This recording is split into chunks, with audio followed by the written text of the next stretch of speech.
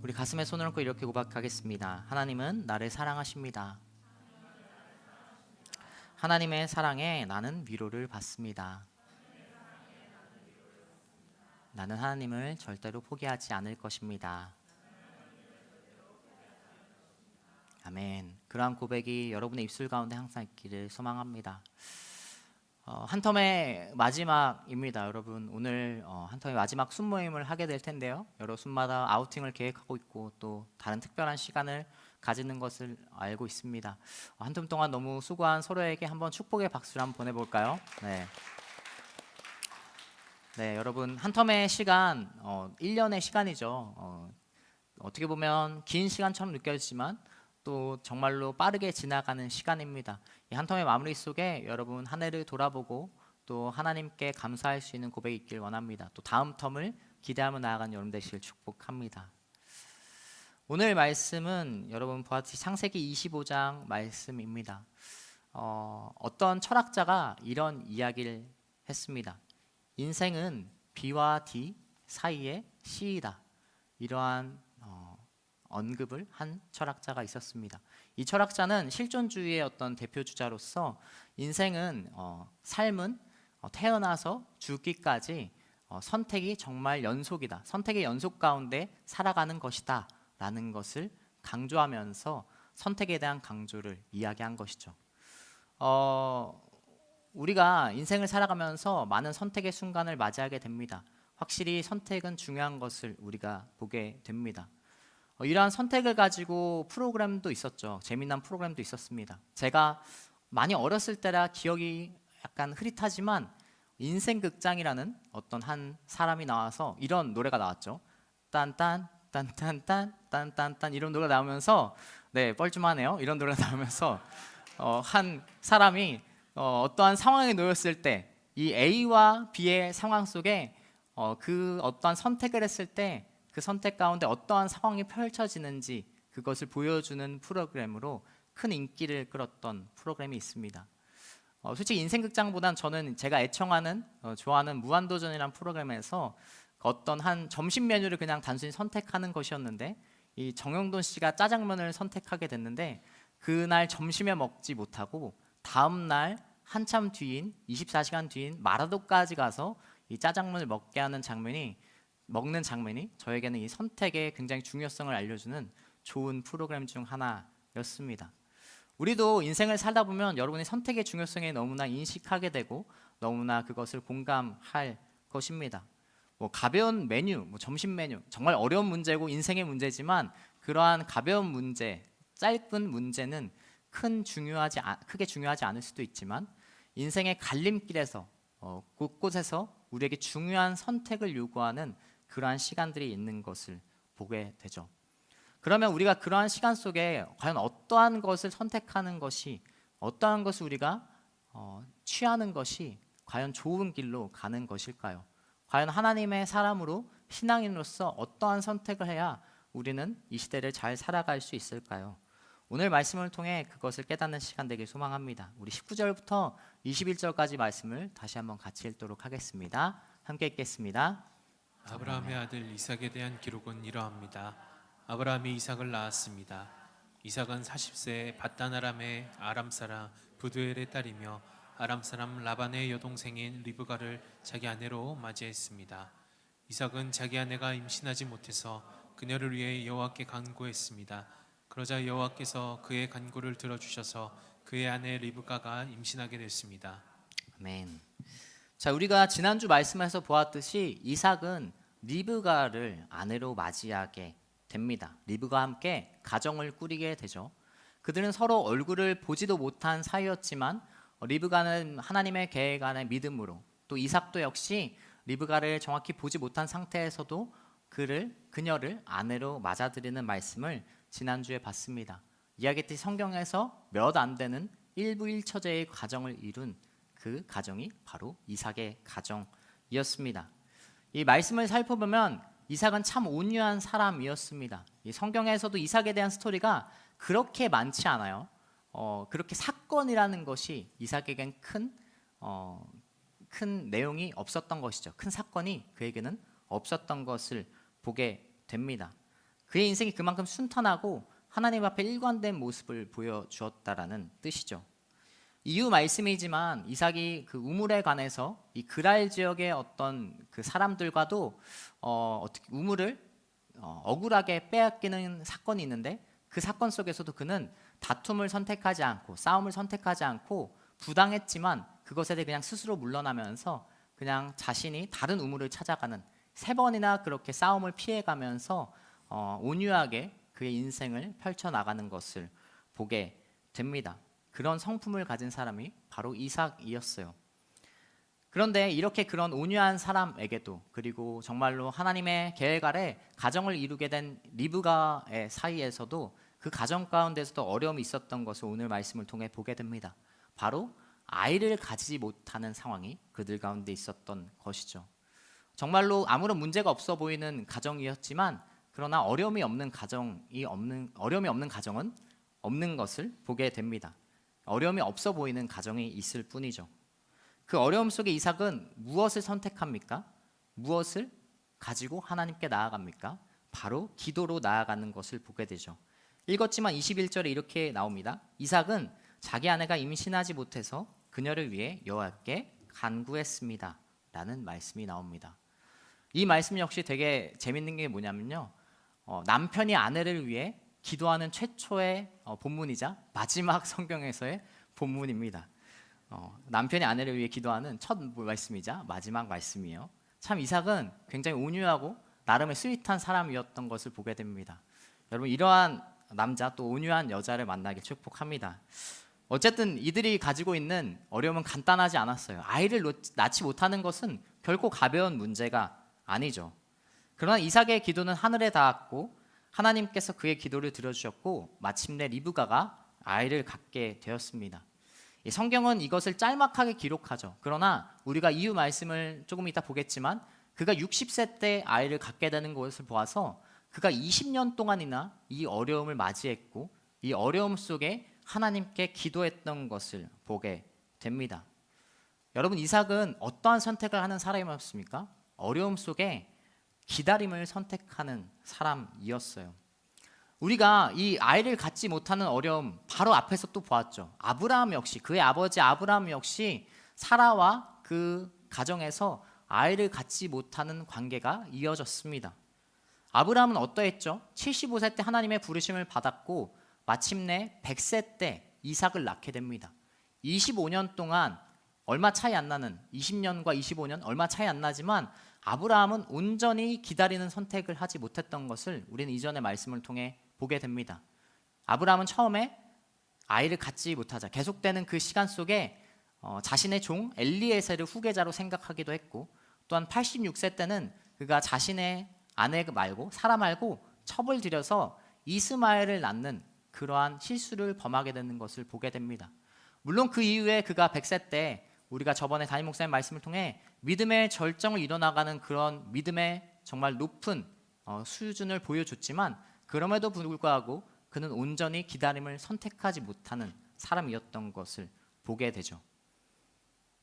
이삭 역시 마찬가지였어요. 이삭 역시 인간적인 방법을 선택할 수 있었습니다. 그러나 그는 그 어려움의 시간 가운데 기도로 그 기다림을 이겨내는 것을 보게 됩니다.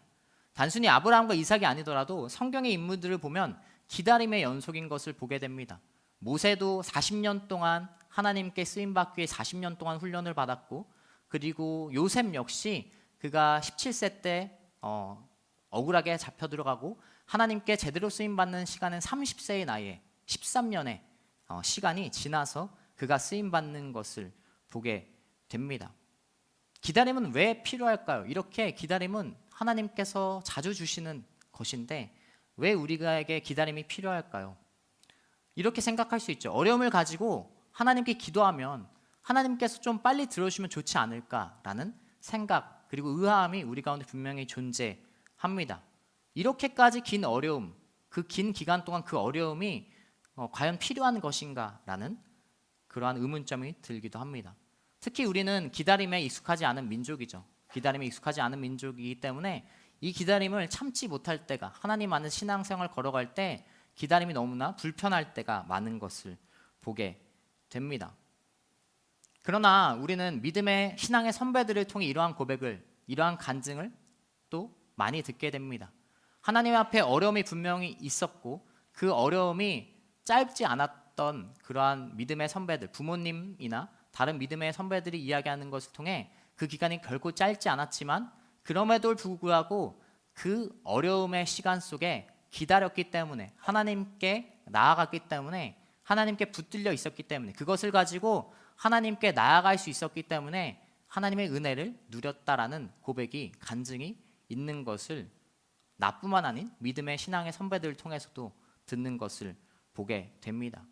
그 어려움 덕분에 오히려 하나님 앞에 그 자리를 지킬 수 있었다라는 것이죠. 그리고 하나님께서는 어떻게 보면 그 기다림으로 우리 한 사람 한 사람을 붙잡고 있는 것을 우리는 깨달을 수 있습니다. 여러분, 어려움 속에, 그리고 기다림을, 그 어려움 속에 기다림을 선택할 수 있는 여러분 되시길 축복합니다. 어렵죠. 기다림이 어렵습니다. 그냥 하나님께서 빨리 이루어졌으면 좋겠고, 아브라함의 선택처럼 하나님의 그런 기다림 속에 자신이 인간적인 방법으로 선택하는 것이 우리에겐 더 쉬워 보이는 길처럼 보입니다. 그러나 하나님께서 우리에게 그 기다림을 허락하시는 이유, 그리고 기다림 속에 기도할 수 있는 이유를 주신 이유는 하나님께서 여러분을 붙잡기 위해서, 우리가 하나님께 붙들려 있기 위해서 그 어려움 속에 기다림을 주시는 분이라는 것을 여러분 깨닫는 여러분 되시길 축복합니다. 제가 이 시기 가운데 순장을 콜링하고 리더십을 콜링하잖아요. 이 리더십 분들도 이런 얘기를 하시더라고요. 한 텀의 시기가 결코 쉽진 않았다. 결코 쉬운 과정의 한 텀은 아니었다라고 이야기합니다. 섬김이 마냥 쉽지 않았고, 섬김을 떠나서 삶의 자리에서도 어려움과 그런 복합적인 시기 속에 한 텀의 시기가 마냥 그냥 기쁨만은 아니었다라는 그런 이야기를 듣게 됩니다. 그러나 그 분들이 또 한편에 이렇게 이야기하는 것을 보게 되죠. 아까 이야기했던 거지만 그 섬김의 자리 때문에 자리를 지킬 수 있었고, 그렇게 힘든 와중에도 하나님께 그래도 더 나아갈 수 있는 자리가 나에게 주어졌다라는 것이 감사함이었다라는 고백이 있었던 것을 보게 됩니다. 여러분, 그 기다림 속에 기도함으로 그 기다림을 묵묵히 이겨내는 여러분 되시길 축복합니다. 순장 콜링은 거의 끝났습니다. 그러니까 제가 이 얘기를 하는 이유는 콜링을 위해서 하는 이야기가 아니라 여러분이 정말로 기다림을 잘 이겨내길 축복하는 사람이 되기를 축복하면서, 이 이삭이 그렇게 아브라함 믿음의 절정을 이뤄낸 사람을 넘어서 어떻게 보면 그러한 기다림을 할 수 있는 사람이었다, 온유한 사람이었고 그런 성품을 가진 사람이었다라는 것을 여러분이 깨달으며 나아간 여러분 되시 축복합니다. 그러나 그런 이삭의 기다림, 그리고 온유한 사람, 정말로 훌륭한 사람이었지만 그 문제가 해결되자마자 또 다른 문제가, 또 다른 어려움이 그에게 찾아오는 것을 보게 됩니다. 우리 계속해서 24절부터 28절까지 말씀을 함께 읽겠습니다. 같이 읽겠습니다. 리브가가 출산할 때가 돼서 보니 그녀의 뱃속에 쌍둥이가 들어있었습니다. 먼저 나온 아들은 빨갛고 온몸이 털옷과 같아서 그 이름을 에서라고 했습니다. 그 다음에 그의 동생이 나왔는데 손으로 에서의 발 뒤꿈치를 잡고 있었습니다. 그래서 그 이름을 야곱이라고 했습니다. 그들을 낳았을 때 이삭은 60세였습니다. 그 아이들이 자라서 에서는 능숙한 사냥꾼으로 들판에 나다니는 사람이 됐습니다. 야곱은 조용한 사람이어서 장막에 머물러 있었습니다. 이삭은 사냥한 고기를 좋아했기 때문에 에서를 사랑했고 리브가는 야곱을 사랑했습니다. 아멘. 자, 20년 동안의 기도 제목을 가지고, 그리고 아내를 위해 기도했던 이삭은 또 다른 어려움을 직면하게 됩니다. 마침내 그 어려움이 해결된 줄 알았어요. 아이를 가지는 실제 해결됐죠. 해결됐지만 또 다른 어려움이 바로 찾아오는 것을 보게 됩니다. 어려움은 이렇게 끊이지 않습니다. 우리 인생 속에 단 한 번의 어려움으로 끝나지 않는 것을 보게 됩니다. 그것은 이삭의 아들 야곱과 에서가 태어나는데, 그 둘이 일단은 사이가 좋지 않았고, 더 나아가 그들의 부모 이삭과 리브가가 각자 서로 사랑하는 사람이 다른 것을 보게 됩니다. 이 사랑을 넘어서 어떻게 보면 편에 가까운 사랑을 하는 것을 보게 되죠. 이삭과 리브가의 관계는 문제가 없었습니다. 그들의 사이는 좋았고 그들의 관계는 나쁘지 않았습니다. 좋았죠. 그런데 문제는 그들이 자식을 바라보는 시선이 다름에서 시작되는 것을 보게 됩니다. 이 편애의 관계는, 이 편애의 과정은 결국 야곱과 에서가 다툼의 관계가 되는데 큰 영향을 끼치는 것을 우리는 보게 됩니다. 우리 어떠한 것에 대해 일조하는지, 어떠한 그 편애가 어떻게 그 영향을 주는지 조금만 더 말씀을 같이 읽도록 하겠습니다. 29절부터 32절까지 말씀을 다시 같이 읽겠습니다. 그러던 어느 날 야곱이 죽을 끓이고 있는데 들판에 나갔던 에서가 들어왔습니다. 에서는 배가 고팠습니다. 에서가 야곱에게 말했습니다. 그 붉은 죽을 내가 좀 먹게 해다오. 나 정말 배고파 죽겠다. 붉은 것을 먹겠다고 해서 그의 별명을 에돔이라고 부르기도 합니다. 야곱이 대답했습니다. 먼저 형의 장자권을 오늘 내게 파십시오. 에서가 말했습니다. 32절까지 읽겠습니다.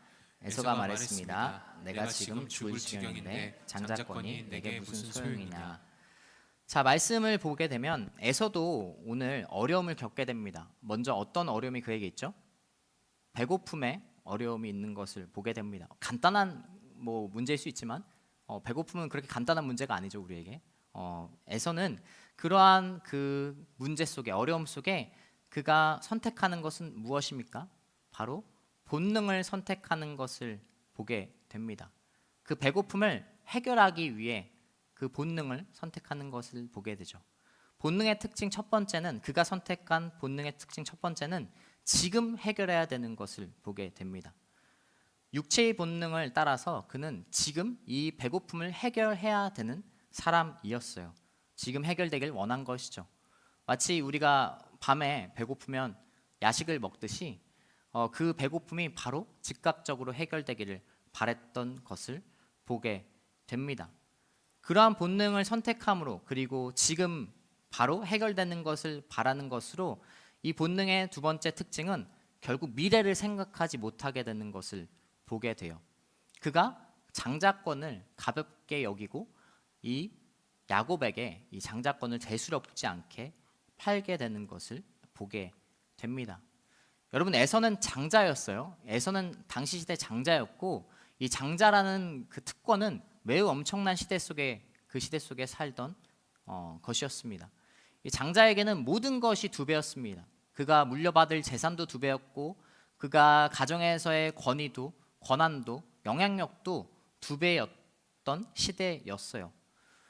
그러나 그는 이 지금 배고픔을 해결하기 위해서 그 미래의 정말로 그가 누릴 것, 장자로서 누리게 될 것을 아무렇지 않게 본능을 따라서 그냥 버리는 선택을, 본능을 선택함으로 그걸 소홀히 여기는 선택을 하는 것을 보게 됩니다.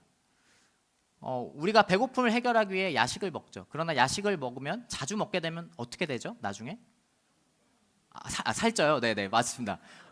건강이 상하죠. 네네, 건강이 맞는 말입니다. 건강이 상하고 살이 찌게 됩니다. 네, 그렇죠. 미래를 생각해야 됩니다. 우리는 먹을 때 간과한다면 그것이 정말로 미래에 엄청난 후폭풍이 오는 것을 보게 됩니다.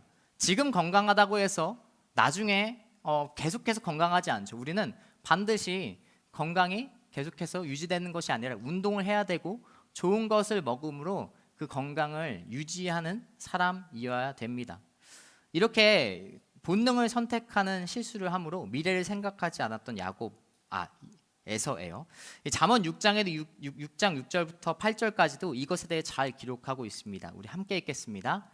너 게으름뱅이야, 개미에게 가서 그들이 하는 것을 보고 지혜를 얻어라. 개미들은 장군도 감독도 통치자도 없는데 여름에 먹을 것을 저장해 두고 추수 때 양식을 모은다. 이렇게 잠언의 기자도 이 개미를 예로 들면서 이 이후에 여름에 먹을 것을 저장해서 그들이 이후에 먹을 것을 저장한다, 미래를 생각하는 것을 이야기하면서 지혜를 가지고 이야기하는 것을 보게 되죠. 에서는 본능을 선택함으로 이러한 어리석음을, 그리고 지혜롭지 않은 선택을 하게 된 것을 보게 됩니다. 본능을 선택한 그는 세 번째, 무엇을 생각하지 않았나요? 세 번째, 영적인 것을 생각하지 않았습니다. 이 장자권이라는 것은 재산도 영향력도 권위도 두 배였지만, 그리고 그 시대 속에 장자가 받게 되는 축복이 있었습니다. 바로 하나님의 축복이죠. 신앙의 축복, 대를 이어가는 하나님의 사람이 되는 것이 그들의 그 시대 가운데 장자의 축복이었습니다. 그러나 그는 그것을 소홀히 여겼습니다. 그냥 단순히 눈앞에 있는 배고픔을 해결하기 위해서 본능 때문에 그는 하나님의 축복 또한 소홀히 여기고 버리는 것을 보게 됩니다. 물론 야곱과 에서가 오늘 나누는 이 대화가 어떤 법적인 효력이 있는 것은 아니었어요. 그냥 둘이 대화하는 것이었고 구두로 이야기한 것이니까 그것을 보증할 사람도 없었으니까 이것에 대해 크게 중요치 않게 여길 수도 있었죠. 실제로 이삭은 이후 스토리를 보게 되면 에서에게 장자의 축복을 주려고 하죠. 이러한 장자권을 파는 사건이 있었음에도 이삭은 당연 에서에게 장자의 축복을 주려고 했습니다. 그리고 야곱은 그 장자의 축복을 받기 위해 변장을 하고 나아갔던 것을 보아서 이것이 어떤 절대적인 효력이 있는 것은 아니었어요. 그러나 그가 평소에 이 장자권에 대해 어떻게 생각하는지는 잘 보여주는 사건이죠. 왜 그랬을까요? 아버지 이삭이 자신을 사랑했기 때문에, 야곱보다 더 사랑했기 때문에 그에게는 이러한 안심되는 마음이 있었을 것입니다. 아버지가 나를 편애하니까, 아버지가 나를 더 사랑하니까 그는 분명 느꼈을 것입니다. 그것을 모를 리가 없었겠죠. 분명 장자의 축복은, 장자의 권한은 나한테 있구나라고 생각하면서 이것에 대한 이러한 야곱과의 지금 배고픔을 해결하는 과정에서 그것을 가볍게 여겼던 것을 보게 되죠. 그러나 어쨌든 그럼에도 불구하고 이것은 에서의 잘못됨이었습니다. 이 34절 읽진 않았지만 34절 마지막에서도 이렇게 분명히 기록합니다. 이처럼 에서는 자기 장자권을 소홀히 여겼습니다 라는 말씀이 기록돼 있습니다. 그가 본능을 선택한 것, 그의 배고픔의 단순한 어려움이지만, 간단한 어려움이지만 그 어려움 속에서도 본능을 선택한 것은 옳지 않은 선택을 하는 것을 보게 됩니다. 바보 같은 선택이었죠. 며칠 굶지도 않았을 것입니다. 며칠 굶은 상태도 아니었고 그는 그냥 조금 배고픔을 참고 그것을 이 야곱과 굳이 장자권을 파는 이런 스토리로 진행하지 않아도 조금 참고 다른 음식을 취할 수도 있었고, 그들에게도 종이 있었으니까요. 이삭은 부유한 가정이었으니까 충분히 다른 어떤 음식을 자신이 만들지 않아도 그냥 먹을 수 있는 환경이었습니다. 그러나 눈앞에 있는 그런 육체의 욕망을 위해, 그냥 간단한 본능을 위해서 그는 많은 것을 포기한 것을 우리가 보게 됩니다. 지금 해결하기 위해서 미래를 생각하지 않고 하나님께 주신 축복과 영적인 그러한 신앙을 저버리는 모습을 보게 되는 것이죠. 하나님에 대한 경외함보다 자신의 본능을 선택하고 많은 것을 잃었습니다. 여러분, 우리의 모습이 에서의 모습과 같지 않습니까? 오늘날 우리가 살아가는 크리스천의 모습이 이와 같은 것을 보게 됩니다. 눈앞에 어떠한 우리의 세상의 어떠한 것을 위해 우리는 너무나 살아가는 시대 속에 살고 있죠. 하나님의 자녀라는 하나님의 나라에 들어갈 수 있는 축복이 우리에게 너무나 분명하게 중요하게 주어져 있는데, 그러한 것을 영위하기보다 그냥 눈앞의 본능과 이 세상에서의 지위와 이 세상에서의 안위와 그 다음 물질적인 것을 위해 살아가는 시대가 오늘날 우리의 모습인 것을 보게 됩니다.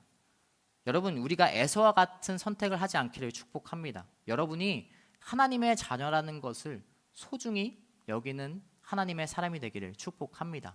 그럴 때 우리는 정말 하나님께 주시는 축복이 무엇인지, 그 은혜가 무엇인지 온전히 깨달을 수 있고, 그것이 너무나 중요한 것임을 매일 가슴에 품고 살아갈 때 하나님의 은혜를 더 영위할 수 있는 사람이 되는 것이죠. 에서의 그런 눈앞에 있는 것, 세상의 눈앞에 있는 것을 위해 살아가는 여러분이 아닌 하늘나라의, 하나님의 나라의 그 상을 위해, 그리고 하나님의 자녀로서 살아가는 여러분 되시길 축복합니다. 야곱은 반면에 어떠한 선택을 합니까? 에서와 다른 선택을 하나요? 우리가 이후 본문을 통해 야곱의 선택도 함께 살펴보기로 합니다. 우리 31절부터 34절까지 말씀을 같이 읽도록 하겠습니다. 함께 읽겠습니다. 야곱이 대답했습니다. 먼저 형의 장자권을 오늘 내게 파십시오. 에서가 말했습니다. 내가 지금 죽을 지경인데 장자권이 내게 무슨 소용이냐? 그러자 야곱이 말했습니다. 오늘 당장 내게 맹세부터 하십시오. 에서가 맹세를 하고 야곱에게 자기 장자권을 팔았습니다. 그제야 야곱이 에서에게 빵과 붉은 죽을 주었습니다. 에서는 먹고 마신 후 일어나 가버렸습니다. 이처럼 에서는 자기 장자권을 소홀히 여겼습니다. 아멘. 자, 야곱은 어떠한 선택을 합니까? 에서가 육체의 본능을 따라 선택하는 것과 다르게 거룩하고 하나님의 신실한 방법을 선택합니까? 그렇지 않은 것을 보게 됩니다. 먼저 그가 겪는 어려움은 무엇이었나요? 야곱과 리브가 각자 편애의 과정 속에 그는 아버지로부터 온전한 사랑을 받지 못하는 어려움이 있었습니다. 즉 바꿔 말하면 아까 장자권과 이어지는데 그는 장자가 아니었고 그로 인해 패배자라는 컴플렉스가 있었습니다. 그의 탄생부터 그랬죠. 그의 탄생부터 그는 쌍둥이 형인 에서보다 더 먼저 나아가려고 그의 발꿈치를 잡았던 사람이었어요. 그 야곱의 이름의 그 어원이 아카브거든요. 이 뜻은 이 뒤에 있다 그리고 발꿈치를 잡다, 속이다라는 의미를 가지고 있습니다. 그의 인생 자체가 이 사건뿐만 아닌 이후의 사건을 보게 되면 계속해서 속이는 사람으로 살았던 것을 보게 돼요. 라반 앞에서도 자신의 소유를 부당한 방법으로 이야기하고 또한 속임의 과정이 그의 인생에 정말로 계속되는 진행되는 과정이었죠. 왜 그랬냐면 그는 뒤처지기 싫었기 때문이에요. 항상 뒤처지는 사람이라고 그런 컴플렉스 속에 살았던 그는 어떻게든 앞으로 나아가기 위해 그리고 그 어떠한 패배자 컴플렉스를 극복하기 위해 살았던 사람인 것을 보게 됩니다. 그의 영향을 줬던 것은 당연 이삭의 편에도 영향을 주었죠. 어찌됐건 그에게는 그런 어려움이 있었습니다. 항상 패배자라는 컴플렉스가 그에게 있었던 것을 보게 됩니다. 그는 계속해서 기구한 인생을 살아갔죠. 그래서 그는 오늘도 그가 직면하고 있는 그러한 뒤처짐의 사람으로서 자신의 방법을 선택하는 것을 보게 됩니다. 교활하고 속이는 방법을 선택한 것이죠. 에서가 이 배고픔을 가지고 돌아오잖아요. 그런데 이제 그 먹을 것을 달라고 했을 때 야곱이 장자권을 달라는 게 우리는 뭐 아무렇지 않게 받아들일 수 있지만 절대로 자연스러운 것이 아니죠. 이것이 그가 항상 생각했던 것이고 야곱이 항상 그것에 대해 의식을 가지고 있었기 때문에 그리고 그가 배고픔을 가지고 올 것이라는 것을 알고 그것을 음식을 하고 있었던 것을 우리는 알 수 있습니다. 그가 장자권을 노리고 애시당초 음식을 준비했다라는 것이죠. 그래서 그는 자신의 방법, 교활하고 속이는 방법을 처음부터 시작하는 것을 보게 됩니다. 이것은 옳지 않은 방법이었고 하나님께서 원하시는 절대 그 방법이 아니었던 것을 보게 됩니다. 우리가 중간에 말씀을 스킵했지만 애시당초 하나님은 이 둘이 리브가의 태에 있을 때 하나님께서 이미 예정하셨기 때문이에요. 이미 하나님께서는 야곱에게 축복을 주시기로 예정했는데 그는 자신의 방법대로 그것을 교활하고 속이는 방법으로 그가 이것을 진행하는 것을 보게 됩니다. 우리 아까 읽지 않았던 23절 말씀을 같이 읽도록 하겠습니다. 함께 읽겠습니다. 여호와께서 그녀에게 말씀하셨습니다. 두 나라가 내 태안에 있다. 내 태안에서부터 두 민족이 갈라질 것이다. 한 민족이 다른 한 민족보다 강하니 형이 동생을 섬기게 될 것이다. 아멘. 하나님께서는 이미 이 둘이 태어나기 전부터 하나님께서 야곱에게 축복을 주시기로 준비하셨어요. 하나님의 계획을 가지고 계셨습니다. 이것은 이루어질 것이었어요. 그가 이렇게 장자권을 가지고 교활하고 속이는 어떻게 보면 자신의 형을 유혹하지 않아도 음식으로 유혹하지 않아도 그는 하나님의 방법 아래 하나님의 타이밍에 하나님의 시간 속에 축복을 받는 사람이었습니다. 그러나 그는 기다리지 못했고 자신의 방법을 선택함으로 그가 어리석은 선택을 하는 것을 보게 되죠. 이후의 스토리도 계속해서 그의 인생은 그러니까 속이는 스토리가 되는 거예요. 계속해서 그 컴플렉스를 가지고 하나님의 타이밍에 기다리지 못한 하나님의 그 온전한 방법으로 그것을 이루지 못한 그의 인생은 계속해서 거짓된 인생으로 살아가는 것을 보게 됩니다. 이와 상반되는 그 사건이 너무나 잘 나타나는 것이 다윗과 사울의 스토리죠. 하나님께서는 다윗을 사울의 다음 왕으로 정하셨습니다. 예정하셨어요. 그리고 실제로 그가 왕으로서 살아갈 수 있는 시대가 이후에 옵니다. 그러나 그 과정 역시 어떠했죠? 광야에서 정말 고통의 시간을 겪었고 쫓기는 인생, 사울에게 쫓기는 인생을 그가 살아갔던 것을 보게 됩니다. 그런데 어느 날 사울이 그의 눈앞에 있게 됩니다. 동굴에서 쉼을 누리는 사울을 아무런 제재 없이 방해 없이 그를 죽일 수 있는 기회를 받게 되는 것을 보게 됩니다. 그 이후에도 한 번 더 있죠. 누가 봐도 하나님께서 주신 기회라고 생각이 들 수 있고 그가 그냥 간단히 그의 생각으로 그의 방법으로 결정한다면 바로 그 다음에 왕이 될 수 있었던 기회가 그에게 주어졌던 것을 보게 됩니다. 그러나 만약 그가 임의대로 사울을 죽였다면, 사울을 자신의 손으로 죽였다면 많은 이스라엘 사람들, 다른 이스라엘 사람들이, 사울을 따랐던 사람들이 반란하게 되고 그의 이스라엘 사람들은 그 민족 간의 분쟁이 있게 될 것이 분명했습니다. 다윗은 그것을 알았고 또 하나님의 기름 부으신 자를 함부로 자신이 손대선 되지 않는다는 것을 명확히 원칙을 가지고 그가 그 인간적인 방법을 선택하지 않고 기다림을 선택하는 것을 우리는 너무나 잘 알고 있습니다. 여러분, 하나님께서 우리에게 이런 선택의 과정 속에 하나님의 옳은 길로 선택하는 것은 어떠한 것을 이야기하느냐? 자신의 방법으로 선택하지 말라고 오늘 이 메시지를 주는 것을 보게 돼요. 야곱은 하나님의 축복 속에 이미 있었고 계획되어 있었고 예정되어 있었죠. 그가 기다림을 조금만 기다렸으면 그가 에서와 자신의 형과 그렇게까지 죽이기까지 원한 관계가 되면서까지 그렇지 않더라도 그는 하나님의 축복을 누릴 수 있는 사람이었습니다. 많은 사람들이 신약의 사건 가룟 유다에 대해서도 이렇게 얘기합니다. 가룟 유다는 그러면 하나님께서 버리기 위해 태어나게 한 존재냐 이렇게 이야기하는 것을 보게 되죠. 그러나 그렇지 않습니다. 가룟 유다가 예수님을 팔지 않더라도 그런 사건이 이루어지지 않았더라도 예수님께서는 하나님의 계획 속에 예정 속에 구원의 사역을 이루셨을 것입니다. 그러나 가룟 유다가 자신의 방법을 선택했기 때문에 그가 어려움을 겪게 되는 것을 보게 됩니다. 어려운 문제지만 로마서 9장 바울이 이것에 대해 잘 기록하고 있습니다.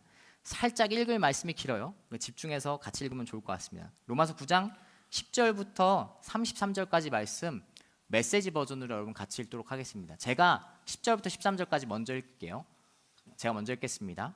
그때만 그랬던 것이 아닙니다. 리브가에게도 약속이 주어졌는데 출생의 순서보다 우선하는 약속이었습니다. 리브가가 우리 모두의 조상인 이삭의 아이를 가졌을 때, 또 그 아이들이 아직 아무것도 모르는 선도 악도 행할 수 없는 태아였을 때 이미 그녀는 하나님에게서 특별한 보증의 말씀을 들었습니다. 이처럼 하나님께서 하신 일들을 살펴볼 때 우리는 분명히 알게 되는 것이 있습니다. 그분의 목적은 우리가 무엇을 하고 안 하고에 달려있지 않습니다. 그것은 이루어질 수도 있고 안 이루어질 수도 있는 그런 것이 아니라 그분의 결정에 의해 결정되고 그분의 주도로 확정된 확실한 무엇입니다. 하나님은 리브가에게 너의 쌍둥이 중에 둘째가 첫째보다 뛰어날 것이다 라고 말씀하셨습니다. 후에 이 말씀은 나도는 야곱을 사랑했고 에서는 미워했다라는 딱딱한 경고 형태로 등장합니다. 14절부터 18절까지 읽어주세요. 이것을 두고 우리가 하나님은 불공평하시다고 불평할 수 있을까요? 부디 성급하게 판단하지 마십시오. 하나님은 모세에게 이렇게 말씀하셨습니다. 자비도 내가 베푸는 것이고 긍휼도 내가 베푸는 것이다. 다시 말하면 긍휼은 우리의 동정 어린 심정이나 도덕적 노력에서 비롯되지 않고 하나님의 자비에서 비롯된다는 말씀입니다. 하나님께서 바보에게 하신 말씀도 같은 요지에게 말씀입니다. 나는 나의 구원의 능력이 펼쳐진 이 드라마에서 너를 단역으로 쓰려고 골랐다. 이 모든 이야기를 한마디로 하면 결정권은 처음부터 하나님께 있다는 것입니다. 하나님께서 일을 주도하셨고 우리는 그 일에서 좋은 역할이든 나쁜 역할이든 우리 역할을 할 뿐입니다. 19절 제가 읽겠습니다. 이렇게 의의를 제기하시렵니까? 모든 것을 다 하나님이 결정하시는 것이라면 어떻게 하나님이 우리에게 책임을 물을 수 있단 말입니까? 큰 결정은 이미 다 내려져 있는데 대체 우리가 할 수 있는 것이 무엇이란 말인가? 같이 읽겠습니다. 대체 여러분은 누구이기에 이런 식으로 하나님에 대해 이러쿵저러쿵 할 수 있다고 생각하는 것입니까? 사람이 감히 하나님을 문제 삼을 수 있다고 생각합니까? 진흙이 자기를 빚고 있는 손을 향해 왜 당신은 나를 이런 모양으로 만들고 있습니까? 하고 묻는 법은 없습니다. 한 진흙덩이로는 꽃을 담는 병을, 또 다른 진흙덩이로는 콩조리용 항아리 병을 만들 수 있는 완전한 권리가 토기장에게 있는 것이 분명하지 않습니까? 하나님께서 당신의 노여움을 보여줄 목적으로 한 모양의 토기를 결대 고안하시고 영광스러운 선을 보여줄 목적으로 또 다른 모양의 도기를 정교히 제작하셨다는 것에 대체 무슨 문제가 있을 수 있겠습니까? 아멘. 자, 로마서 9장은 바울은 이 하나님의 예정하심에 대해 너무나 잘 설명하고 있습니다.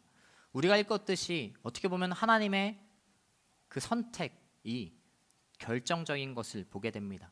하나님의 예정이 너무나 지대한 영향인 것을 보게 됩니다. 여러분 읽으면서 너무나 이것이 강압적이고 어떻게 보면 하나님의 그냥 일방적이라고 생각이 드십니까? 그러나 우리가 너무나 잘 알듯이 하나님은 동시에 우리에게 무엇을 주셨냐면 자유의지를 주셨습니다. 하나님은 분명 하나님의 길을 예정하세요. 하나님의 계획을 가지고 계십니다. 그러나 그 안에서 우리는 또 자유의지를 가지고 있어요. 우리가 하나님의 선택대로, 하나님의 예정하신 대로 선택한다면 우리는 올바른 길로 가겠죠. 우리의 자유의지 가지고 하나님의 예정하신 길을 선택한다면 정말로 하나님의 길로 곧바로 나아갈 수 있는 하나님의 평화를 누리며 계속해서 살아갈 것입니다. 그러나 그 자유의지 속에 우리는 문제가 무엇이냐면요, 우리는 하나님께서 예정하신 길로 따라가지 않는 사람인 것을 보게 됩니다. 하나님은 예정하시고 우리를 초청하시는 거예요. 우리가 그 길을 따라올 수 있게끔 그렇게 강압적으로 폭력적으로 우리를 정하신 대로 이끌어가는 것이 아니라, 마음대로 휘젓는 것이 아니라 하나님의 길은 정해져 있지만 그 길 가운데 하나님의 길을 초청하는, 우리를 초청하고 계십니다. 저는 여러분 하나님의 길로, 하나님께 예정하신 길을 여러분이 걸어가는, 여러분의 자유의지로 마음대로 하나님 밖으로 나아가지 않는 여러분 되시길 축복합니다. 이스라엘 백성을 보십시오. 이스라엘 백성을 하나님께서 구원하시기로 결정하셨습니다. 출애굽 시대, 애국의 시대에서 출애굽시키기로 결정하세요. 그들을 가나안 땅으로 다시 돌아가기로 결정하십니다. 근데 이스라엘 백성이 어떻게 행동합니까? 하나님의 길을 온전히 따르지 않고 40년 동안 그들이 방황하는 것을 보게 됩니다. 그것이 하나님께서 예정하신 것이었습니까? 아닙니다. 하나님은 예정하셨지만 하나님께서 예정하신 것은 그들을 구원하시는, 가나안 땅으로 이끌어 가겠다는 것을 예정하셨고, 그들이 잘못한 것은 그들이 자유의지로 실수했던 것을 우리는 보게 되죠. 하나님의 길이 이렇게 정해져 있습니다. 하나님의 길은, 하나님의 선택은 우리를 바른 길로 인도하시는 분인 것을 우리는 알고 있어요. 그것이 강압적이고 폭력적인 길이 아니라 하나님께서는 우리의 자유의지를 따라 하나님과 함께 걸어가는 생명의 길로 걸어가게끔 인도하고 계시다라는 것이죠. 에서와 야곱 가운데 이렇게 정해져 있는 길이 있었습니다. 그러나 말씀을 보면은 야곱 역시 잘못된 길로 걸어갔고, 속이는 잘못된 선택을 했을 때 그가 하나님께 훈련받고 연단받는 과정을 통해서, 그리고 이후에 이스라엘로 변화되는 것을 보게 됩니다. 그가 아무리 잘못된 길로 걸어가도 하나님의 예정하심은 다시 그를 그 인도하심으로 그를 인도하시고 회복시키는 것을 보게 되는 것이죠. 하나님의 이 예정하심은 우리를 잘못된 길로, 폭력된 길로 인도하는 것이 아니라 벗어나더라도 어떻게든 돌이킨다는 하나님의 회복의 메시지라는 것을 여러분이 깨달으면 좋을 것 같습니다. 에서 역시 그에게도 하나님께서 어떻게 행동하십니까? 에서가 멸망하나요? 그렇지 않죠. 그 역시 한 민족의 조상이 됩니다. 에돔 민족의 조상이 되는 것을 보게 됩니다. 하나님께서 그렇게 나누셨지만 어떻게 보면 이게 불합리하고 어떻게 보면 강압적이라고 생각이 들 수 있지만, 하나님의 선택은 신실하고 가장 좋은 것을 우리에게 주시는 선택이기 때문에 이것이 우리에겐 부정한 것이 아니라, 부당한 것이 아니라 하나님께 걸어가는, 하나님의 인도하심으로 걸어가는 가장 우리에게 좋은 선택인 것을 여러분이 받아들인 여러분 되시길 축복합니다. 그 하나님의 주권을 인정하며 살아갈 때 여러분이 하나님 안에서의 평안을 온전히 누릴 수 있을 것입니다. 여러분 처음에 이야기했습니다. 인생은 B와 D 사이의 C이다라고 이야기했었죠. 물론 우리는 인생의 가운데 선택의 순간 많은 선택을 하게 됩니다.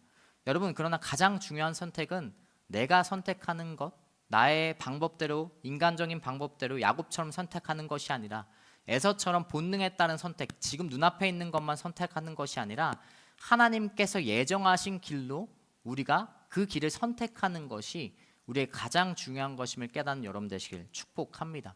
인생은 B와 D의 사이의 C가 아니라 인생은 하나님께서 선택하신 길로 가는 것입니다. 인생은 L의 오늘 영어로 바꿔 표현하면 L의 C이다라고 오늘 제목을 정했는데요. 하나님의 길인 것이죠. 하나님을 선택하는 것이 우리의 가장 큰 축복이고 가장 큰 우리에게 평안함을 깨닫는 여러분 되시길 축복합니다. 인생의 여러 어려움 속에 어려움을 맞이하는 그러한 그 선택의 순간 가운데 가장 올바른 선택, 하나님께서 예정한 길을 하나님을 선택하는 여러분 되시길 축복합니다. 본능으로 지금 눈앞에 있는 쫓는 여러분이 아닌 하나님의 자녀라는 소중함을 가지고 하나님께서 이루실 것을 기다리며 그 기다림 속에서 기도함으로 하나님의 길을 걸어가십시오. 하나님께서는 오늘도 여러분을 하나님의 길로 초대하고 계십니다. 하나님과 동행하는 영원한 생명의 길을 걸어가는 여러분 되시길 축복합니다. 그 초청하시는 하나님의 사귐에 나아가는 여러분 되시길 축복합니다. 우리 함께 말씀을 기억하면서 함께 찬양했으면 좋겠습니다.